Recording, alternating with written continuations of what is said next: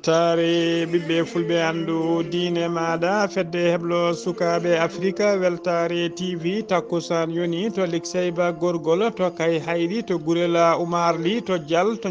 diofan to silla to hoore fonde to ciloña to koɓɓilo kon takkusan juula ha to galle kan hanɓe to daabiya odeji ko taari ɗum kala ene jeeya e gardini kabaruji men to leydi Mauritanie kene ɓuura capanɗe nayyi e joyi milliard taw ko haaliss goya e limmore hinde nde ko ɗum tigui woni ko wota ko fate budget ministére de l' équipement et des transports ko fate hitande 2023 to leydi Sénégal ñande sappo hanki e sappo e goho hande lewru bowte hitande ujunnaje ɗiɗi e nogas ɗiɗi ene yuɓɓine to daabiya odeji ñalli taw ko wadde hommage e siftorde golowole Abdoullah Bocara Kane ma en ketto hen cimtol ceerno Abdoulaye Sy to leydi Mali teskama tigui oɗo saaha joni hebde toon ko wiyete carte d'identité nationale ko hunde ɓurde sattude no fewi to leydi Burkina Faso ko hande watti duuɓi capanɗe jeegom e ɗiɗi ko leydi Burkina Faso hemno manditare mum woni indépendance mum kono e nder message hoorejo leydi ndi hono capitaine Traoré o holliri Ibrahima Traoré o holliri tigui wonde yo Burkinaɓe bannaɓe mbaɗa hakkillaji men wonde e leydi ndi suwa hebde jeytari muɗum to leydi Côte d'Ivoire ma en kaali jillu ministre des affaires étrangères mo leydi France jillu mum tawatengu taweteno e nder leydi Côte d'Ivoire to leydi Guinée Conakry laamu dowlaji tentude Amérique justice dowlaji tentude Amérique ɓe joofima feɗendu ɓe mbaɗi gelé faade dendagal hangaluji Alpha Condé gonnoɗo hoorejo leydi ndi bisimilla mone ketki hotodirte joni piren pacciren.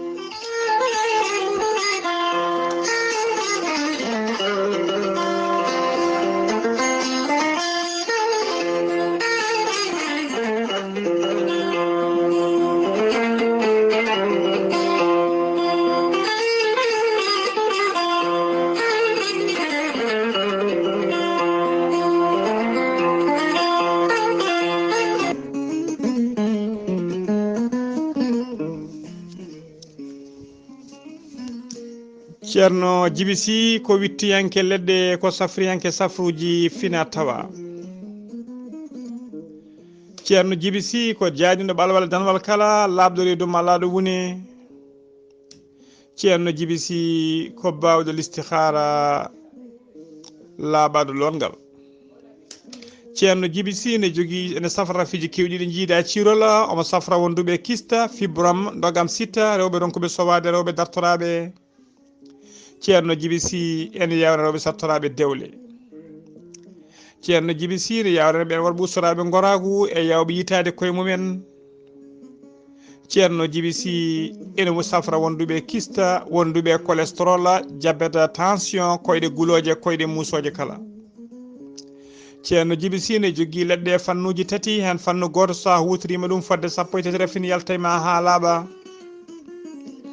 fannu goɗɗo so tawi a hutorima ɗum fodde sappo e jeenayi rafini yaltayma ha laaɓa fannu tataɓo so tawi a hutorima ɗum waddete koye gawri samme walla gawri ndemiri sa waɗi no wiruma ni fodde temedde rafini yaltayma ha laaɓa ceerno Djiby Sy ne jogui pegge e usula pewnaɗe bawɗe neldede kala leydi e kala continent mo neɗɗo woni ceerno Djiby Sy ko bawɗo listihara ko indema inde nene ma dokkatamo o haalanma ko wone nder ɓerde ma ha mbiya yoni ceerno Djiby Sy ko labɗo reedu mallaɗo wune so tawi o yennama ka miskine Allah safruma ha mbiya weng taw hay mbuuɗa yoɓani so wona wonduɓe rafiji ɗiɗi mo seyɗineji dillini hoore mum ha haɓɓa walla on janowo barogal ceerno Djiby Sy ne andina dendagal kilineɓe mum kala to neɗɗo woni to mbawɗa wonde nder leydi Sénégal to mbawɗa wonde don Afrique e nder Asie Amérique kala so tawi on pamodiri leɗɗe ma ne mbawi yettadema e safruji ma hano hannirta ni ceerno Djiby Sy ne andina dendagal kilineɓe mum e oɗo saaha joni omo tawi nder leydi Sénégal e nder yontere kala omo tawi to Djoum e nder yontere kala omo tawe to Galoya noon waɗɗani e nder galle biyeteɗo galle Jula waɗɗani radio Galoya nga so tawi noon ko ñande altine ceerno Djiby Sy ne tawe tigui to Djoum to base mum tawateɗo to Djoum kala jiɗɗo jokkodirde ceerno Djiby Sy to banggue numéro leydi Sénégal téléphone makko ko 00 221 78 163 24 82 so tawi ko yiɓɓema hebde won to banggue WhatsApp numéro makko téléphone ko leydi Mauritanie ko 47 23 80 84 ceerno Djiby Sine wiya ɓen yiɗɓe waɗnede listihara e yiɗɓe jokkodire makko to banggue neddude haalisaji safaruji mumen omo jogui numéro weev e numéro orange moni kala jiɗɗo jokkodirde on numéro ko 77 653 03 67 ceerno Djiby Sine wiya dendagal wonɓe leydi Sénégal e dendagal leyɗele taaride Sénégal kala listikar waɗirte ko 2000 francs so tawi ko wonɓe leydi Mauritanie ko ujunere mbuuɗu waɗirte so tawi noon ko wonɓe caggal leyɗele goɗɗuɗe listikar mumen ko gratuite ceerno Djiby Sine andina dendagal kilineɓe mum wonde base mum tawateɗo to Nouakchott leegal netteke ne golla ha no hannirta ni ene tawe ɗon miñi ko bawɗo golle ɗe nunɗuɗo ene wiye ceerno Alassane Sy numéro téléphone mum ko 32 62 04 99 walla 48 10 00 13 ceerno Djiby Sy kollaɓɗo reedu malaɗo wune mbadden danɗo faade makko.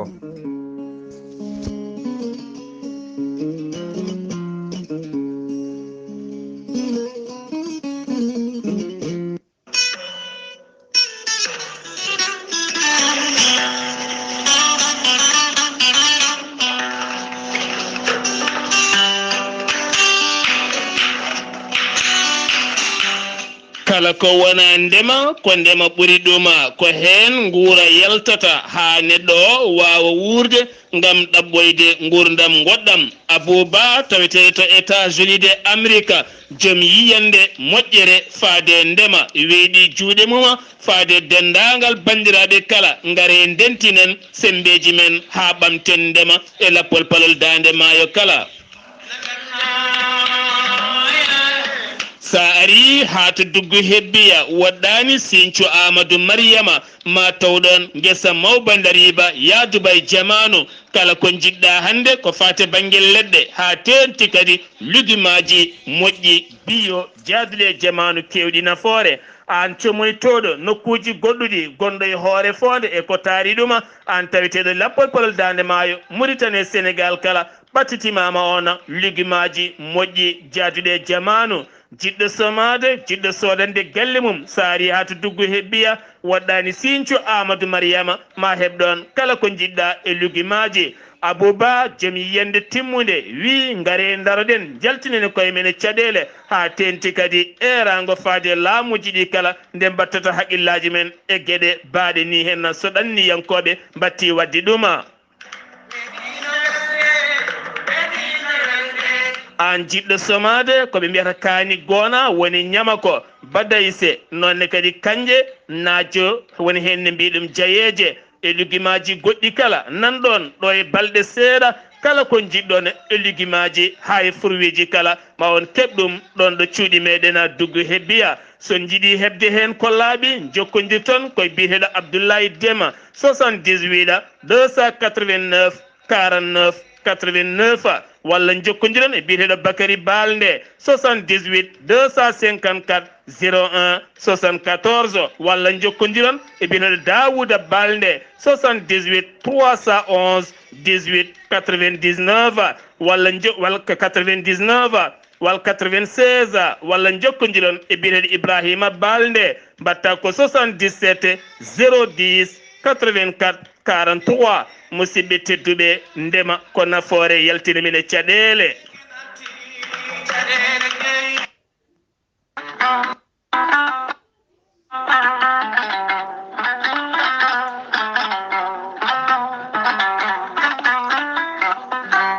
musidɓe tedduɓe funnangue hirnangue rewoy worgo sahale ɓaleri jaam koye are meɗena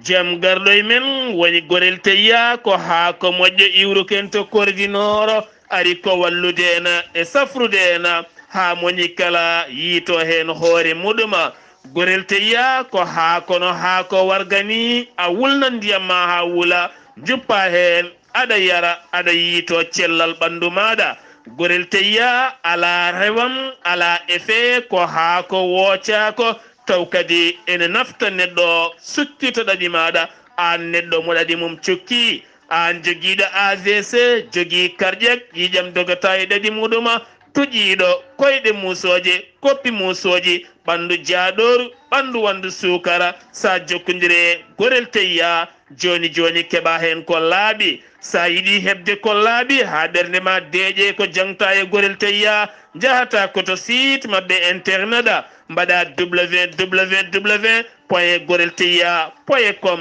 ma janggan hoore maɗa sa yiɗi jokkodide gorel teyya ko fate tongoɗe mabɓe woto woɗɗo joni joni so tawi gonɗa koto leydi Mali ñooro jokkodirta koye Dawouda Sare mbatta ko 00223 72 68 11 54 so tawi gonɗa koto leydi Gambi jokkodirta koye koddanene Abou Bah 00220 282 29 43 so tawi gonɗa koto Jimbe jokkodirta koye Amadou Thioban 00221 77 428 85 88 so tawi gonɗa koto États-Unis de Amérique ko Abou Sow Kawral Fouta Business plus 1 34 77 01 56 77 so tawi koto leydi France gonɗa jokkodirta koye Haruna Ngayda 00336 50 99 64 43 musidɓe tedduɓe mbadden dando fade safara gorel teyya kettode kaburuji mon e ɗemngal pulaar Afrique, Asie, Europe, Amérique, Moyen-Orient, Océanie. Jam nyalle mon musidɓe tedduɓe eɗen goni e dewo 11 lewru bowte hitande ujunnaje ɗiɗi e nogas e ɗiɗi habruji mon e ɗemgal pulaar e sawte he ko musidɗo mon sehil mon Ghalii Abuu Bah to karallagal ha mbawon yiide en to banggue YouTube ko miñi men sehil men Saydou Abou Bah kabaruji men e ɗemgal pulaar hono no mbirɗen gardidi kabaruji men ko to leydi Mauritanie pudorɗen ñande alarba ɓennuɗo commission taw ko commission financiére taw ɓe suudu sarɗiyeji nde leydi Mauritanie ɓe jooɗima ɓe kawri ɓe gooti budget wonande ministère de l'équipement et des transports taw ko année 2023 budget o noon ene qiime kene taw ko capanɗe 4 milliards pawɗe taw ko haalisa ugoya e limore hinde nde ko adi noon koɓe goota oɗon budget balɗe seeɗa taw nani wula choroga kañum woni ministre de l'équipement et des transports o waɗino exposé makko ɗina taw ko eɓɓoje e chantier ji ɗi ministère de l'équipement et transport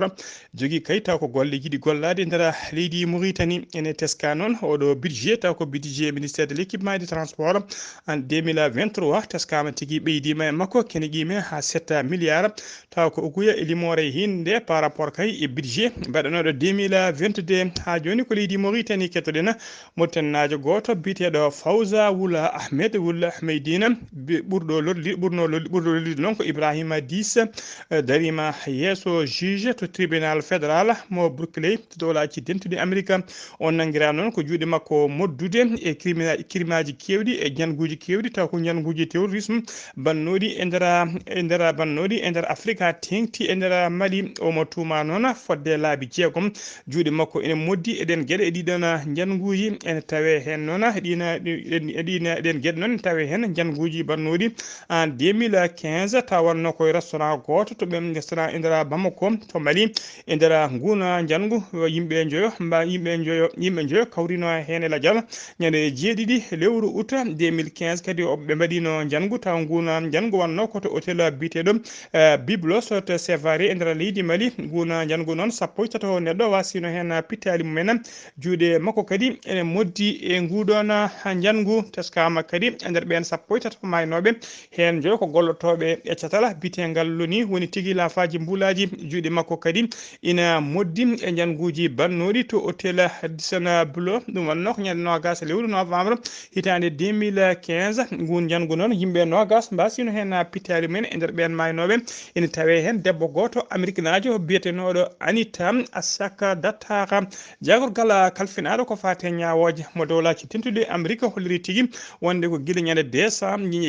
décembre 2021 ko nden tigui o arno e nder leydi he tawa o natiri koto aéroport international John Kennedy to New York koye ngan sanga noon juge américain yamiri tigi yo nangue o soke o mofte kay hande o ñawa kala ha joni kabaruji men ɗemngal pulaar nder leydi Mauritanie ha joni to Nouakchott lamrugo leydi Mauritanie hanki kikiɗe fayi jamma yimɓe hewɓe taw ko supporter uji équipe fuggu koyngel mo leydi Maroc jippima e boli ɓene gone otoji mumen ɓene gone motoji men ɓe kadi ne jara koyɗe ene jogui araraji leydi Maroc e vuvuzalaji men e siffleji men ene kullira ene jima ene pobba ene dippa ene kullira weltare mumen e nguɗo polgu ngo équipe leydi Maroc heeɓi kaye yesso e dow équipe mo leydi Portugal e qualification mo leydi Maroc heeɓi kay faade demi final ko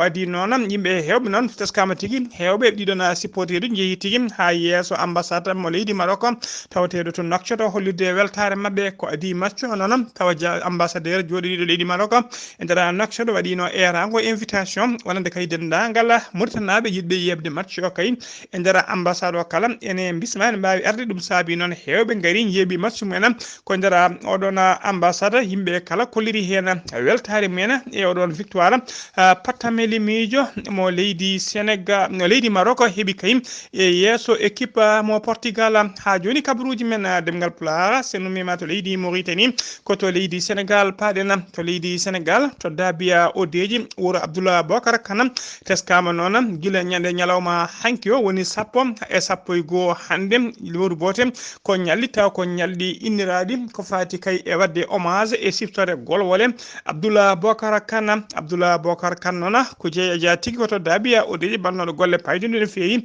ma en ketto noon e ɗiɗon ñalli taw kadi ko ñalli jubbinaɗi leyɗele yimɓe hewɓe ummiɓe to leydi Mauritanie e ummiɓe yoga jokli leydi Sénégal mbawi notitade e ɗiɗon ñalli waɗi tigui jiiri garaji waɗi bellam waɗi kadi gartama kewde no fewi ma ketto hen cimtola musidɗo men sehil men ceerno Abdoulaye Sy assalamu aleykum wa rahmatullah. assalamu aleykum wa rahmatullahi taala wa barakatu. weltare ɓiɓɓe fulɓe andudine ma on calminama on juurama. Mouhamadou Ghalii Bah a salminama a juurama e dennangal hettiyankoɓe weltare ɓiɓɓe fulɓe fof to goni e aduna he calminama en juurama.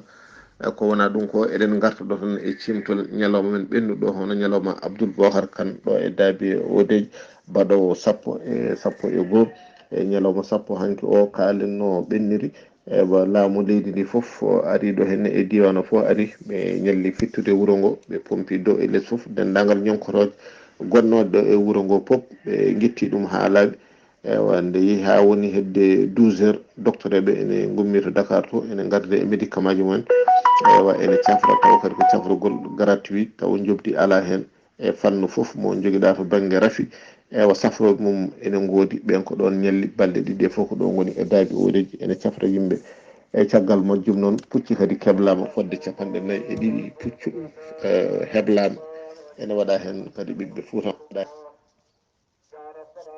ɓiyankoɓe siftorde gandino Abdoul Bocar en no dawaranno ewa e konnuji mumen ewa ɓen kadi gummima ɗo e terre he jeehi ha galle ceerno Amadou Daby ewa hollude no Abdoul Bocar no dawaranno ɓe gummima ha ɗon ɓe gaari to dingal Dabe ɗo e Abdoul Bocar en sen dawa ko ɗon baynortono sen garta kadi ko ɗon gartiranno e fodde 40 e puccu mon foof kadi ummitima ɗon ɓe payi galle almami ɗo almami kadi waɗi duwaw weltimen haali hen haalaji moƴƴi on saaha ɓe poftoyi to galleji to ha hiira ɓe garta en yi hen ha takkusan o juula ceerno Hamdoul Madane e onne Allah addi ɗum ɗo henne e Dabia Odeji e o juulɗo tisbar o juulɗo takkusan nde ha waktu 18 kihiɗe kanko ceerno Hamdoul Madane kanko no ari ha to tirbinto o ƴetti konngol o downimi julɓe foof o downi windere nde o hodli kadi omo welti e ñalawmaji ɗiɗo baɗaɗi e ñalawmaji Abdoul Bocar ko siftinde Fuutankagal o jogui hen bellama kadi mawɗo no fewi nde ummiti ɗon kanko ceerno Madane o yeehi ha to juma mawɗo to Dabia Odeji o waɗi ɗon duwaw o ɓenni kadi ewa to goto e taniraɓe Abdoul Bocar Kane ene uddinno ɗo henne internat ene janggi Alqur'ana taw kañum jogui ñamde jogui yarde ɗon kadi o waɗi hen duwaw on saaha o ƴetti oto makko fati Dakar lamor ko dowla Sénégal ewa jamma o foof noon ko jamma gundaga walda ha weeti awluɓeɓe e lawɓeɓe e wambaɓe mon foof waɗi hen fayidagal muɗum. bandiraɓe foof noon gaari ha tengti e bandiraɓe men Mauritanie naɓe Ligue Seyba naɓe e Nouakchott naɓe e gardugol ambassade mo leydi Mauritanie jooɗiɗo e Dakar lamorgo dowle Sénégal on hoore muɗum tawtorama o ƴetti hen konngol ma en ketto hen cimtol bandiraɓe meɗen lig sebanaɓe no fotiri foof.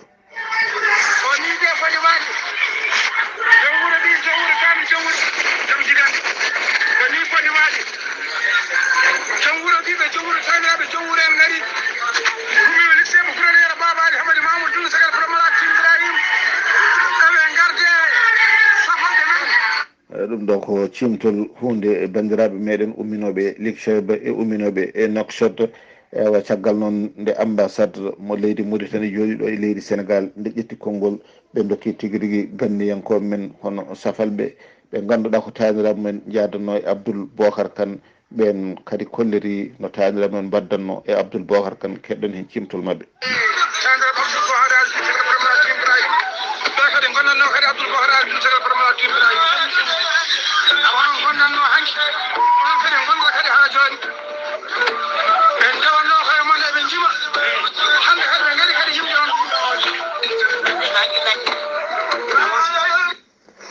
ko noon tigui ɗum ɗo ko cimtol ngol ƴettuɗen e bandiraɓe meɗen Mauritanaɓe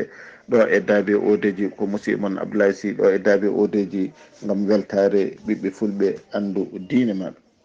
Seydi Sy ceerno Abdoulaye Sy golle ma jooɗi peewi ɗum ko cimtol ñalawma hanki o cimtol ma en gartu kadi kabaruji men janggo ma so Allah luɓiri en wonki e cimtol ñalawma hande o kabaruji men ɗemngal pulaar ha joni to leydi Sénégal ñalawma hanki o sagata gorko goto ƴetti fetel muɗum o felli yimɓe e nder jeere nde Mbouro waɗi noon mayɓe tato o barmini kadi tato waɗɓe e nder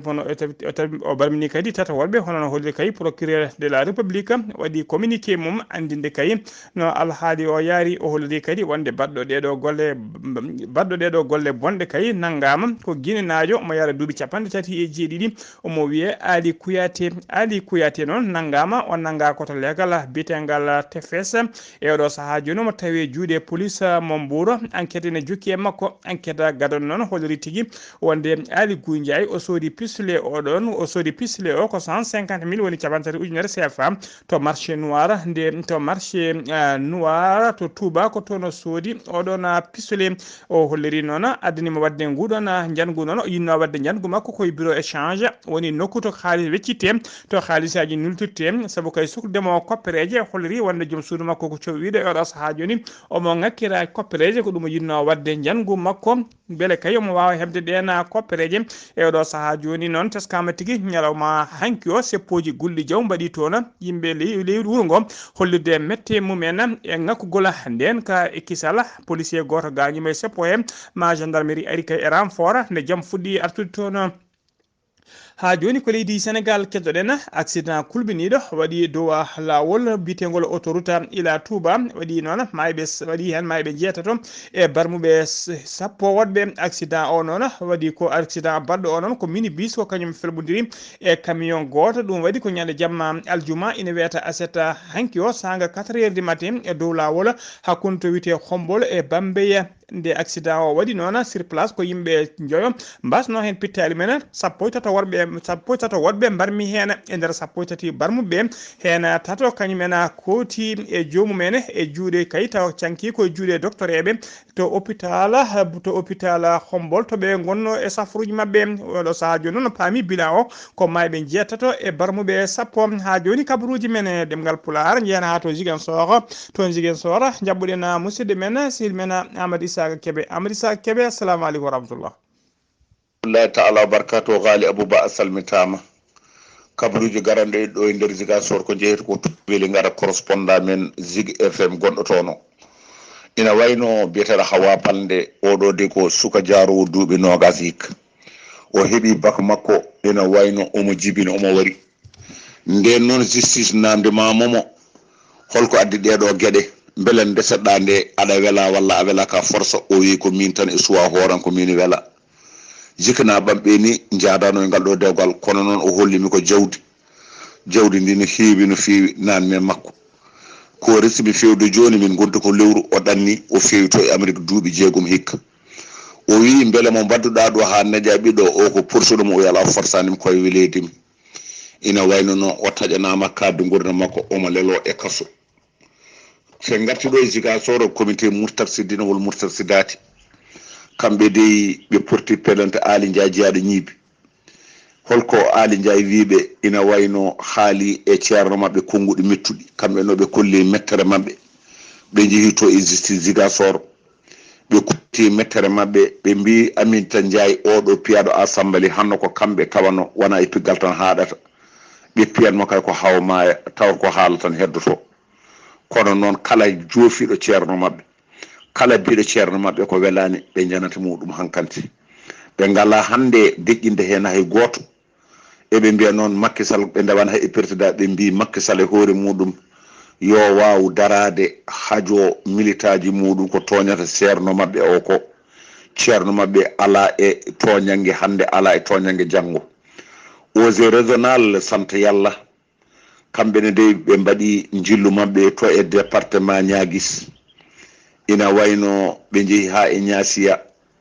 fodde guure 10 ɓe jillima ɗumen ɗe guure 10 ko eggunoɓe nde hara nde waɗi ina wayno pewno ko to e Gambie ɓe peewi Guinée Bissau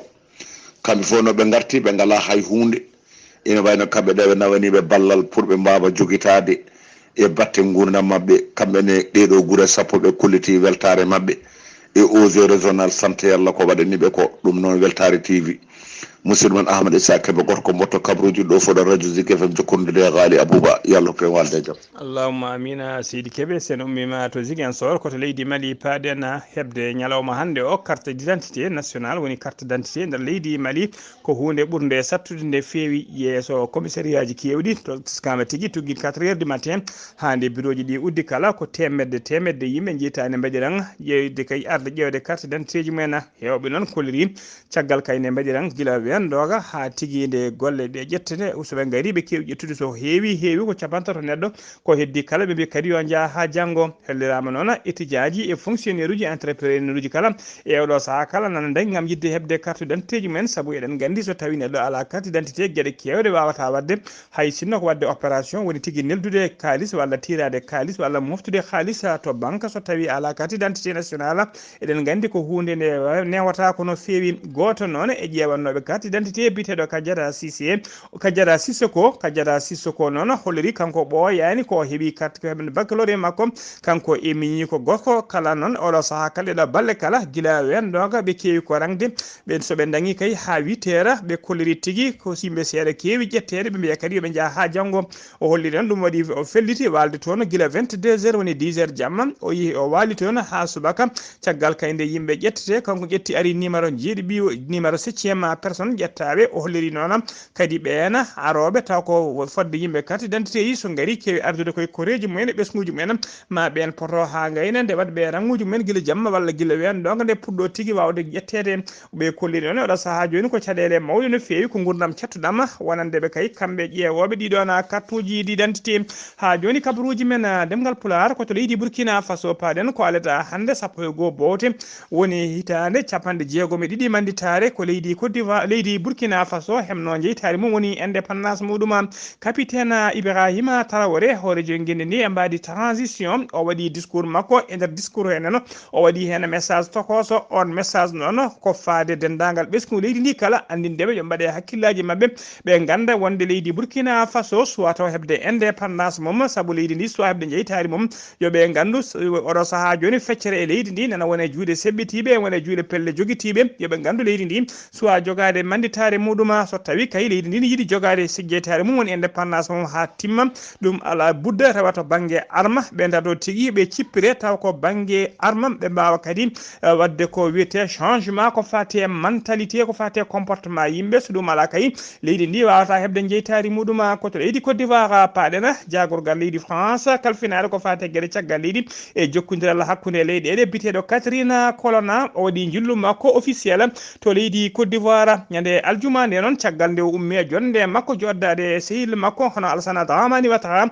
horejo leydi Côte d'Ivoire o yaɓani ko legal commune biteɗo yoppugona ene tawe nder Abidjan o wawi toon noon joddade e ɓeena witeɓe société civile e yimɓe jeeyaɓe pedde syndicat ji e yinalankoɓe yimoɓe hewɓe o wawi joddade e mumen ɓe mbaddi kay namdal e jaabowola ɓe ƴewtidi ko heewi noon ko fati kay e oɗo saaha joni yiyande ɓesgu Afrique naɓe faade leydi France saabu kay ɓe teskima tima e oɗo saha joni ko wite tigi sentiment anti français ko grandissant ene ɓeydi no fewi e oɗo saha joni nder afrique ha tengtito afrique de l'ouest hono biteɗo hono artiste zugulo biteɗo siro on namdima noon holko saabi oɗo saha joni dendagal afrique de l'ouest naɓe kala ene ndumti natti tigui yidde yiide koninkoɓe leydi france natti yidde yiide ambassade leydi france e nder leyɗele mumen holko saabi ɗum ene tawtora noon oɗon taw namdam jabulan tawtora ɗum noon yimɓe hewɓe tawa kadi ko artiste uji o personnalité ji mawɗi ko wayno hono oɗo artiste biyeteɗo ko wayno oɗo artiste taw ko jimowo biyeteɗo asafo noon wondude e goɗɗo tawa kadi ko militante ko fate haqqe rewɓe biyeteɗo magana boho ɓeɗo kala mbawi tawtorede oɗon conférence walla mbiyan namdalama jabula koto leydi Guinée paɗen Conakry dowlaji tentude Amérique waɗi condamné directement gonnoɗo hoolejo leydi Guinée hono biyeteɗo Alpha Condé ɗum ko aljuma ɓennuɗo ɓe kolliri noon ɓe mbaɗi jeeɗe ɓe pawi juuɗe mabɓe dendagal ngaluji makko ɓe dartini kadi dendagal jokkodiral gonno ngala hakkude mabɓe e Alpha Condé justice mo sittini ɗon kadi justice ɗo leydi Guinée kañum e hoore mum ne joofi feɗendu Alpha Condé e temedere capanɗe jeetato neɗɗo tawa ko wonnoɓe e gouvernement makko habaruji men joolam jaɓiri paaɗen koto wuuro wiyetego Jersey fodde no fettande mawde noon fettino immeuble goto tawteɗo to Jersey aseta hanki o aleda hande o kadi ɓe jokki jiilaw yiilade yimɓe kay so tawi eɓe mbawa yitude ko wiyete survivant woni wuuɓe caggal ñalawma hanki o noon ko yimɓe tato jiitano ene mbasi pittali men e oɗo saaha joni fodde sappo e ɗiɗo neɗɗo ene foti kayne ɗamina ene poti heddade e lesɗoɗe e ɗeɗon kaaje huɓere nde yande ene ɗamina kayi e oɗo saaha ko leskoni kono noon kamɓe yiltoɓe ɓe kolliriɓe itti ɗemnare mabɓe ha laaɓa kay yitude wurɓe e lesa ɗiɗon décombre koto leydi France uddirtena kabaruji men Emmanuel Macron hoorejo leydi France o holliri tigui wonde ko ƴettowo laana makko ndiwoka ñande alarba garoɗo o yaɓana Qatar nawtam to noon ko tawtorede demi final mo équipe mo leydi France mo fettata ko ministre des sports leydi France biteɗo Amélie Oudéana ko kañuma ɓayini kabaru habaruji meɗen coftal ɓalli ko fati coupe du monde ma en ketto cimtola musidɗo men sehil men Oumar Dembel Diallo assalamu aleykum rahmatullah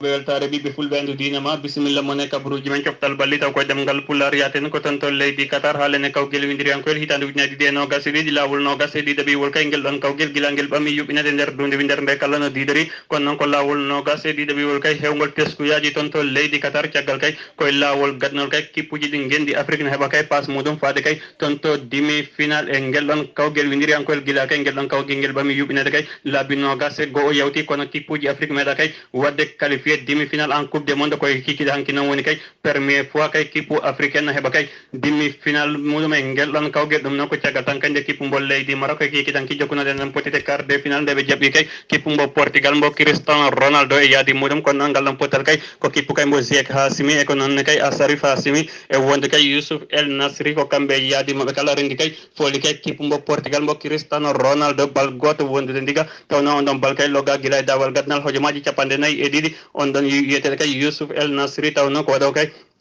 championnat muɗum toon to leydi Espagne on ɗon kippu kay wiyeteɗo FC Séville woni kay kippu mbo Grand Andalus toon to leydi Espagne ko toon tigui on ɗon wiyeteɗo Youssouf El Nasri watta championnat mum ko kañum tigui ɓiili kay on ɗon bal mbo leydi Maroc wawi heɓirde passe muɗum faade kay toon to demi final e ngel ɗon kawguel premiére fois noon équipe africain kay no waɗa qualifié demi final en coupe du monde toon to leydi Qatar kay ha e windere nde kala caggal kay koye ñalawma hanki kippuji ɗi gendi Afrique kay wawi kay heɓde on ɗon fartange wadde kay hitande hikande kay on ɗon coupe du monde woni kay coupe du monde teskiniɗo no fewi caggal kay Afrique naɓe kay jogori yitade hen hoore mum eɗen ñaagui Allah kay nde Allah hokkata kay kippu mbo gendi Maroc kay wawan nawtude ngel ɗon kawguel toon to Afrique mbo meɗen kabaruji meɗen coftal balli taw ko ɗemngal pulaar ha hande ko toon to heddoɗen toon to leydi Qatar ɗen ɗon poti noon jammanki nde jokkina hakkude kay kippu mo Grande Britannique ɓeyde mum woni gendi Angleterre kañum tigui jaɓɓino kay kippuɓe ɗon wiyeteɓe kay goriji de leydi France ngal ɗon potane kay ko goriji de leydi France Olivier Giroud e yiyaade muɗum kañum tigui fooli kay kippu mo Grande Britannique tawno ko itinoɓe baroɗe leydi Sénégal e ngel ɗon kawgel kay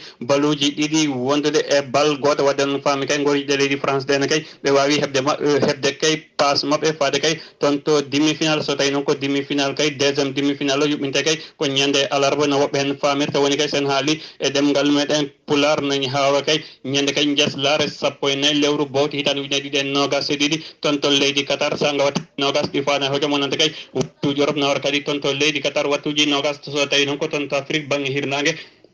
no hawra kay sanga wattuji sappo e jeenayyi ɗi fawane hojom ngal ɗon potital yuɓɓinte ko keppumbo leydi Maroc no heddaniɓe kay Afrique naɓe kay toon to guel ɗon kawguel kañum tigui huccodirta kay e goriji ɗe leydi France e on ɗon demi final toon to leydi Qatar so tawi noon ko permet demi final o kay waɗata kay ko ñande mobare ne hawra sappo e tati lewru bowti hitande ɗiɗi e nogas e ɗiɗi no woɓɓe kay famirta ɗum noon ko mardi ne hawra 13 décembre 2022 hakkude kay kippumbo Croatie mbo Luka Modric kañum tigui huccodirta kay e kippumbo Argentine mbo Lionel Messi ko ngal ɗon potal noon woni kay permet demi final toon to leydi Qatar wadde kay on faami oɗo san kay woni kay ko kippuji ɗi Europe kay heddi tan ko ɗiɗi kippu africaine goto ko noon kay kippumbo dawlaji dentuɗe Amérique taw ko banggue funnague leydi ndi kay woni toon to Amérique latino to continent ɓaleɓe kay ko kippu goto wadde on faami kay oɗo san kay ko kippuji kay